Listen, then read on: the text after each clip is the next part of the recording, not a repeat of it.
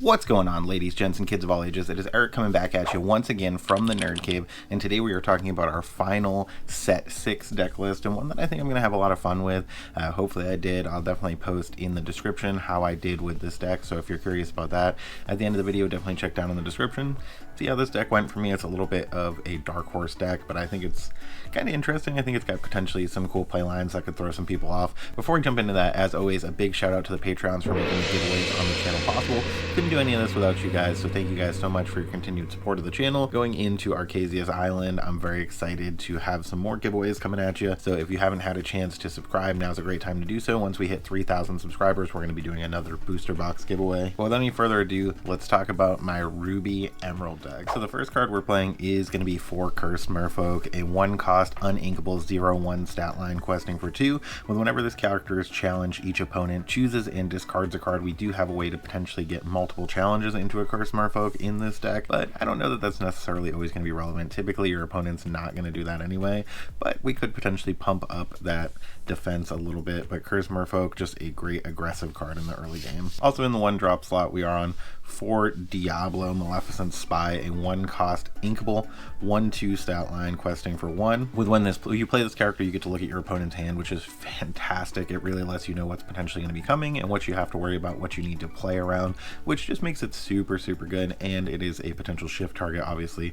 for that other Diablo. So that's primarily what it's here for. If you don't have the big Diablo to shift onto it, it's still good to be able to see your opponent's hand and get a lay of the land. Speaking of potential shift targets, we are on 3 Pegasus Gift for Hercules, a 1-cost inkable 1/1 stat line questing for 1 with evasive. I know people have said these characters are not as good now because we do have a lot more characters with evasive in the meta that can just eat these for lunch and keep going, but when you're getting out an evasive on turn 1, potentially a lot of those other meta evasives aren't coming out until turn 3, 4, 5 even in some cases, so Pegasus may potentially be able to get you some questing before that happens, and may be a great way to shift in a little bit later. With the idea of keeping our foot on the gas, we are also on for Fred, Mascot by Day, a 1-cost inkable 1/1 stat line questing for 1. But when this character is challenged, you're going to gain 2 lore. Still don't expect this to get challenged twice. Like I mentioned, we do have a way to pump these characters up, so that could potentially result in multiple challenges, maybe in the right instance, but when he's challenged, you're going to get 2 lore, so that's really all you're looking for. And frankly, if your opponent uses direct removal on him, there's really not a lot of direct removal running around that's going to be at cost parity. It's really just fire the cannon, so unless your opponent is playing that, it's going to cost them more ink to remove him than it's costing you to play him. And just to squeeze in one more cheeky little shift target, we do have 3 Clarabelle Clumsy Guest, a 1-cost inkable 1/2 stat line this time, questing for 1. With when you play this character, you may pay 2 to banish an item. Really good in that item matchup, honestly. That is the time where you might want to be using this, maybe to take out those Vitalispheres if your opponent's on Vitalisphere, or really going into the next meta. I think this card's going to be a lot more relevant. I think we're going to be seeing decks playing items across multiple colors potentially, so if we are seeing that happening, Clarabelle could come back into the fray. Last card in the 1-cost slot, we are on for Hidden Cove, Tranquil Haven, a 1-cost inkable location, 1 to move in, 6 willpower, so really good for a 1-cost location. Doesn't net you any lore, but that willpower is pretty decent, and characters get +1/+1 when they're here, so if you're getting those Diablos inside of there, even those unshifted Diablos are going to become a 2/3, you get those shifted Diablos a 3/3.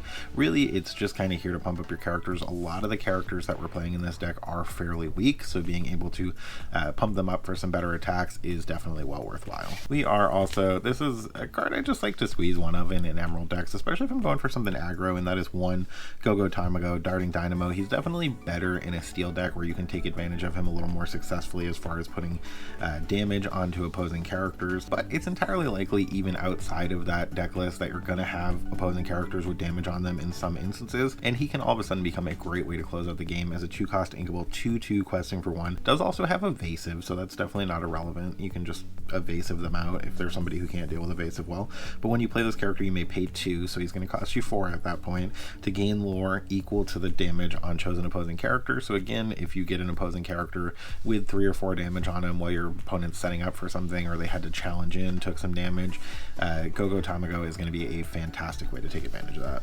Next up, a card that may be more relevant now than ever. There's still definitely songs that you want to rip. People are back on Be Prepared in a big way.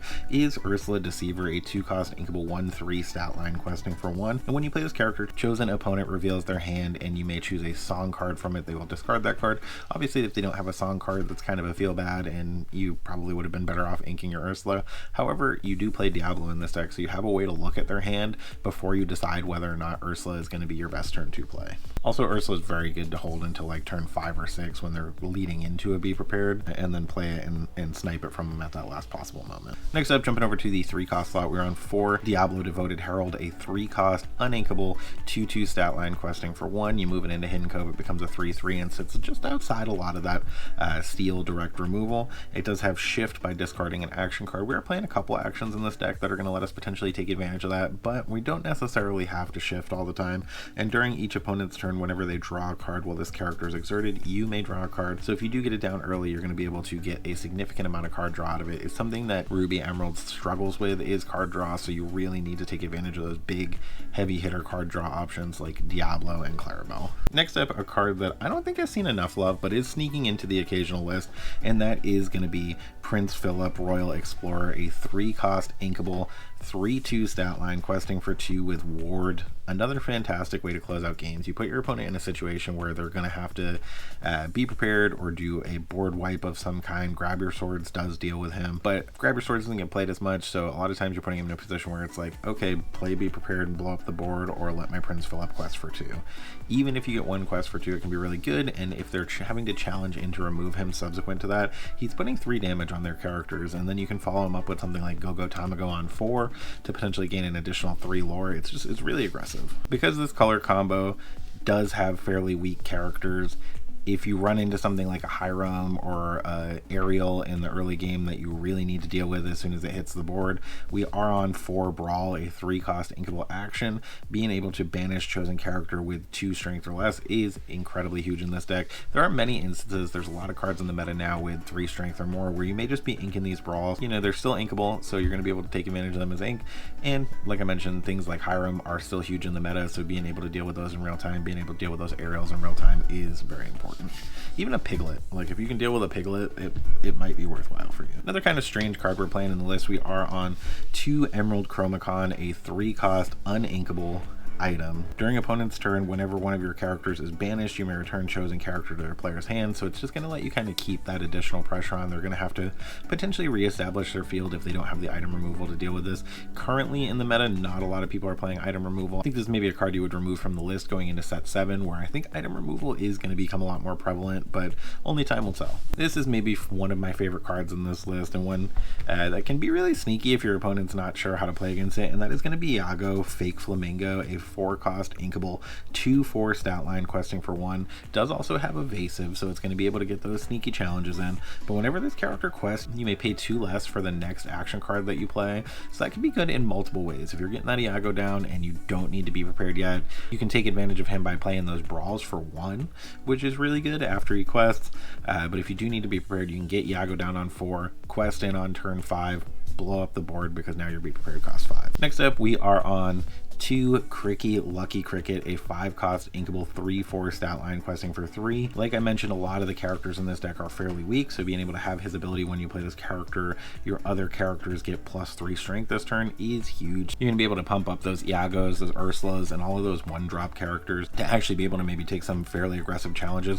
What's more, if you've gotten into a position going into Cricky where your opponent's maybe not dealing with your board particularly well, even if you have a lot of characters questing for 1, like if you have 3 or 4 characters out and then you throw down a Cricky, it's pretty huge. All of a sudden you're talking about attacking for 12 to 15 damage in 1 turn, so you can potentially really kind of mess up what your opponent's strategy might be at that time. And he's inkable. I mean, you know, if you don't need him, ink him. Also in the 5-cost slot, we are on 3 Maui Hero to All, a 5-cost inkable 6/5 stat line with Rush and Reckless. Keep in mind these 5-cost characters, when you reduce the cost of those Be Prepared, can sing Be Prepared, so having some 5-cost characters in here is huge. But we have 3 Maui Hero to All, 5-cost inkable 6/5 stat line, Rush and Reckless, so it's just going to absolutely blow up everything your opponent puts down character-wise. There are very few characters that live around a Maui challenge. Next up, also in the 5-cost slot, we're on 2 Pegasus for the shift.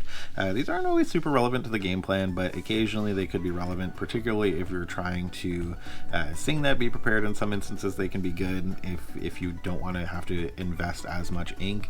You could do something like pay 3 to get the Pegasus down on 5, challenge in with Iago, sing the Be Prepared, with the Pegasus.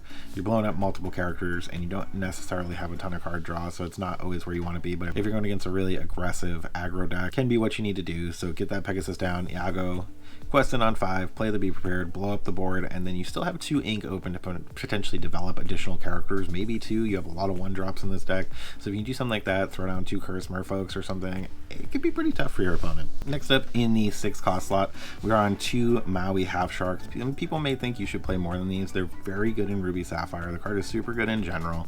But I just didn't feel like the space exists in this deck. The deck can be a little harder to get the ink to get to Maui Shark, especially when he's still going to be relevant. Whereas Sapphire, is throwing him down on turn 4 or 5 is definitely going to be better. This deck is always at least going to be waiting until turn 6 because, you have no ink ramp. In addition to that, there's the fact that you don't have a ton of card draw unless you hit those Diablos or those Clarabelles, so you can potentially get cut off at the knees. So Maui Shark went to a 2 so we can focus on those lower cost, more aggressive characters that aren't as ink focused. But that being said, Maui Half Shark, a 6 cost inkable 7/5 stat line, questing for 1, super crazy stat line on a 6 cost inkable, evasive, absolutely nutty there. And whenever this character challenges another character, you may return an action card from your discard to your hand, which is again super crazy, being able to get those cards back from your discard. And whenever you play an action, you're going to gain 1 lore. So when you're throwing those actions down, you're gaining some lore with Maui Shark. He's not the focus of the deck, but the card is still just too good not to play. And with Maui Sharks comes a Pirate's Life, a 6 cost inkable action song,